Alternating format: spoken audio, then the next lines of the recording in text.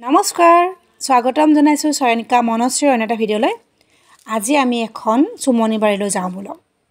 শাৰী শাৰী চুম গছেৰে পৰিপূৰ্ণ এটি পৰিৱেশ অতি ভাল লগা আৰু এই চুম গছসমূহে পৰিৱেশৰ ভাৰসাম্য ৰক্ষা কৰাৰ ক্ষেত্ৰত বিশেষ ভূমিকা গ্ৰহণ কৰে আৰু এই চুম গছৰ পাত খাই ডাঙৰ হয় মুগাৰ পলুবোৰে হয় মুগা উৎপাদনৰ অপৰিহাৰ্য চুম গছ আৰু মুগাৰ মাজত এটি ওতঃপ্ৰোত সম্বন্ধ আছে বুলি ক'লে ভুল কোৱা নহ'ব।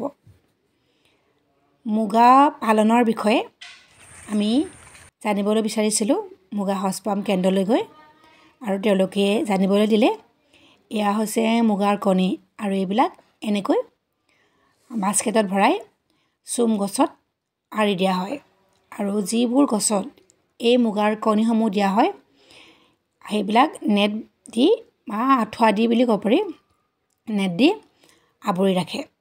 তাৰপিছত মুগাৰ এই কণীৰ পৰা 4বাৰ মুঠ ওলাই পঞ্চম স্তৰত মেচিয়ৰ্ড হয় আৰু মেচিয়ৰ্ড হৈ গছৰ পাত খাই পলুসমূহ তললৈ নামি আহে আৰু তাৰ পৰা সংগ্ৰহ কৰি জালিত দিয়ে আৰু এনেকৈ পৰ্যায়ক্ৰমে মুগাৰ সূতা হয়। আমি সচৰাচৰ ভাবোঁ মুগাৰ এই লেটাৰ পৰা মুগাৰ কণী মানে সূতা হয় আৰু সেই সূতাৰে মুগাৰ কাপোৰ প্ৰস্তুত কৰা হয়, কিন্তু মুগাৰ পৰা অকল মুগাৰ কাপোৰেই প্ৰস্তুত কৰা নহয়, মুগাৰ সূতা পেৰাচুট নিৰ্মাণত ব্যৱহাৰ কৰা হয় আৰু এৰোপ্লেনৰ চকা মুগাৰ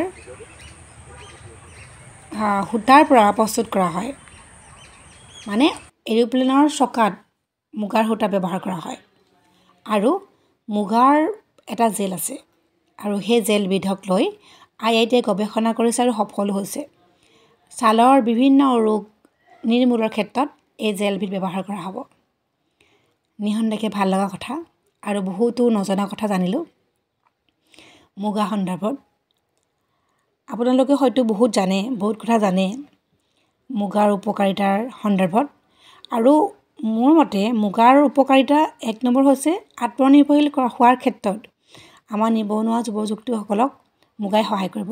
মানে আপুনি যদি মুগা পালনেৰে স্বাৱলম্বী হ'ব বিচাৰিছে তেনেহ'লে মুগা পালন কৰিব পাৰিব, কিয়নো পূৰ্বতে গাঁৱৰ বহু লোকে মুগা পালনেৰে স্বাৱলম্বী হৈছিল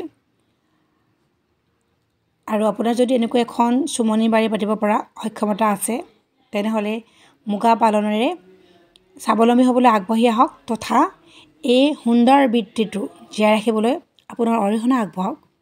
আৰু সোণালী ৰেচম উদ্যোগ তথা বাণিজ্যিক কেন্দ্ৰ ইয়ালৈ আমি গ'লোঁ, ইয়াতে মুগা পালনৰ পৰম্পৰাগত সঁজুলিবিলাক আছে আৰু মেচিনো আছে ইয়াতে।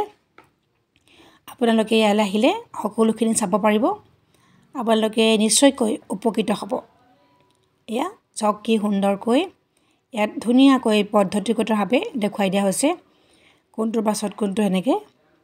আৰু ছাত্ৰ ছাত্ৰীসকলে যদি মুগাৰ বিষয়ে জানিব বিচাৰে তেন্তে ইয়ালৈ আহিব পাৰিব।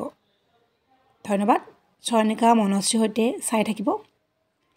নতুন নতুন ভিডিঅ' যদি আপোনালোকে চাব বিচাৰে তেনেহ'লে মোৰ চেনেলটো ছাবস্ক্ৰাইব কৰিব, লাইক কৰিব, কমেণ্ট কৰিব আৰু মুগাৰ সন্দৰ্ভত মই বহুত কথা নাজানিব পাৰোঁ আৰু যদি কিবা ভুল দেখিছে আঙুলিয়াই দিব।